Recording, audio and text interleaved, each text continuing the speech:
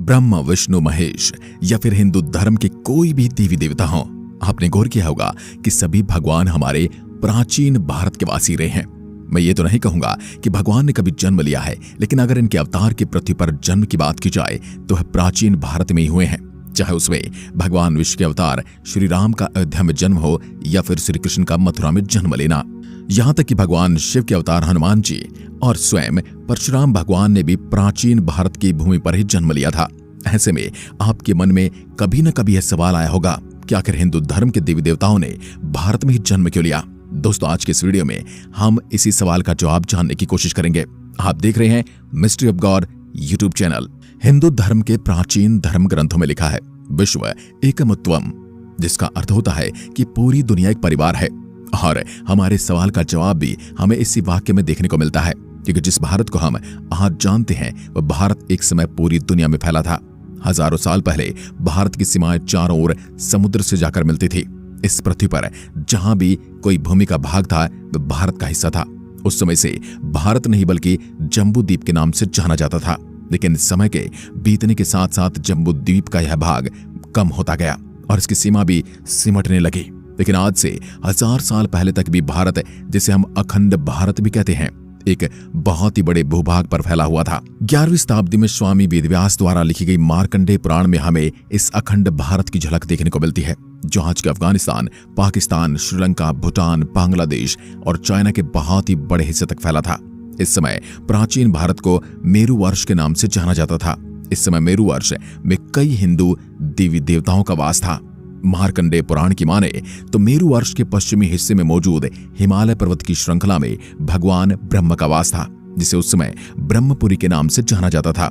इसके अलावा इसी ब्रह्मपुरी के पास 8 और शहर थे, जिसमें अलग अलग हिंदू देवी देवता रहते थे, जिनमें से एक शहर में देवताओं के राजा इंद्र का भी वास था। चलिए अब जानते हैं कि आखिर मेरु वर्ष को, जिसे एक समय पर आर्यवर्त भी कहा जाता था, उसे भारत नाम कैसे मिला। कई लोग सोच रहे होंगे कि शायद भगवान श्री राम के भाई भरत के नाम पर हमारे इस देश को भारतवर्ष का नाम मिला था, पर यह सच नहीं है, क्योंकि वायु पुराण के अनुसार आर्यव्रत पर शासन करने वाले महाराज प्रियव्रत का कोई पुत्र नहीं था।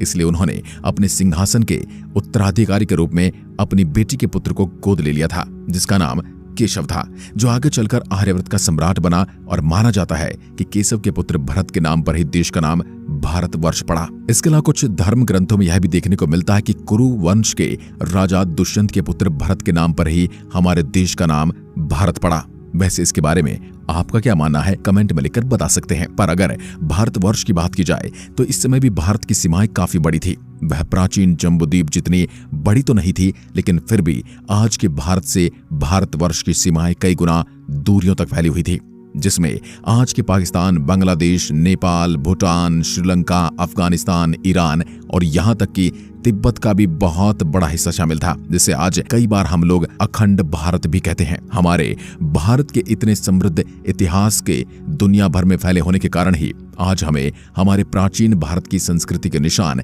और हिंदू धर्म से जुड़े देवी देवताओं के मंदिर पूरी दुनिया में देखने को मिलते हैं। इंडोनेशिया, थाईलैंड जैसे देश में भी एक समय हिंदू धर्म का बोलबाला था, जिसके निशान हमें आज भी इन देशों में मौजूद प्राचीन मंदिरों और यहाँ मौजूद भगवान की मूर्तियों के रूप में देखने को मिलते हैं, जिनमें कई मूर्तियां तो कई हजार साल पुरानी हैं। इंडोनेशिया के जावा में मौजूद प्रम्बानन मंदिर इंडोनेशिया के कुछ सबसे बड़े हिंदू मंदिरों में से एक है, जहां आज भी ब्रह्मा, विष्णु, महेश जी की मूर्तियों की पूजा की जाती है। यहाँ पर की गई रिसर्च से हमें देखने में मिलता है कि इस मंदिर का निर्माण आज से करीब 1200 साल पहले किया गया था। यह मंदिर इतना प्राचीन है कि इसे यूनेस्को की विश्व धरोहर सूची में शामिल किया गया है। इसके अलावा भी इंडोनेशिया में तमन सरस्वती मंदिर और सिंगसरी शिव मंदिर मौजूद है, जिन्हें आज भी इंडोनेशिया की सरकार ने काफी संभाल कर रखा हुआ है, क्योंकि इंडोनेशिया के लोग इन हिंदू मंदिरों को अपने देश के इतिहास की धरोहर मानते हैं। इसके अलावा अगर आप थाईलैंड के राष्ट्र चिन्ह को देखोगे तो आपको समझ आएगा कि थाईलैंड का राष्ट्रीय प्रतीक गरुड़ देवता को बनाया गया है। कुछ समय पहले खुदाई में मैक्सिको में भी भगवान गणेश और महालक्ष्मी जी की प्राचीन मूर्तियां मिली थी, जिससे पता चलता है कि मैक्सिको में भी एक समय हिंदू देवी देवताओं को बड़े पैमाने पर पूजा जाता था। इसके अलावा भी मैक्सिको में ऐसे हजारों प्रमाण हैं जो यह साबित करते हैं कि प्राचीन समय में भारतवर्ष का शासन मैक्सिको तक फैला हुआ था। कुछ इतिहासकार तो ये भी कहते हैं कि मैक्सिको को यह नाम संस्कृति के शब्द मक्षिका से मिला है। इसके अलावा स्पेन में भी हजारों साल पुराना एक मंदिर मौजूद है जिसमें भगवान विष्णु की मूर्ति मौजूद है। इसके अलावा हिंदू धर्म के प्रमाण हमें रशिया तक फैले देखने को मिलते हैं, क्योंकि कुछ समय पहले रूस के वोल्गा प्रांत में भी हमें भगवान विष्णु के करीब 1200 साल पुरानी कई मूर्तियां मिली थी। इसके अलावा यहाँ पर कुछ इतिहासकार मानते हैं कि आज से 2000 साल पहले रूस इस इलाके पर हिंदू धर्म का एक गहरा प्रभाव था और यहाँ पर बड़े पैमाने पर हिंदू देवी देवताओं की पूजा की जाती थी और यहाँ के लोगों का रहन सहन बिल्कुल भारतवासियों की तरह था और उन्होंने अपनी पूजा के लिए यहाँ पर कई मंदिरों और भगवान की मूर्तियों का भी निर्माण किया था, जिनके निशान हमें आज यहाँ पर खुदाई में देखने को मिल जाते हैं। क्योंकि 2007 में भी रूस के इस शहर से कई प्राचीन सिक्के, पदक, अंगूठियां और हिंदू देवी देवताओं से जुड़े पत्थरों के अस्त्र शस्त्र मिले थे। ऐसे ही कुछ हमें कंबोडिया में भी देखने को मिला। यहाँ भी खोजकर्ताओं को कई हिंदू देवी देवताओं की मूर्तियां खनन के दौरान मिली। इसके अलावा यहाँ पर कई ऐसे हिंदू देवी देवताओं के मंदिर भी हैं जिन्हें आज भी यहाँ की सरकार अपने इतिहास की तरह संभाल कर रखती है, क्योंकि कंबोडिया देश के वासियों का मानना है कि कंबोडिया को बसाने वाले प्राचीन भारत के राजा कंबु महाराज थे और इन्हीं के नाम पर इस देश को आगे चलकर कंबोडिया नाम से जाना गया। इन सभी देशों में हिंदू धर्म की इतनी मजबूत प्राचीन जड़ों को देखकर हम ये कह सकते हैं कि जब हमें हमारे हिंदू देवताओं और हिंदू धर्म ग्रंथ द्वारा भारत का वर्णन देखने को मिलता है तो उनमें उसका मतलब केवल आज के भारत से नहीं है, बल्कि उनके लिए उस समय भारत का मतलब लगभग पूरी दुनिया हुआ करती थी।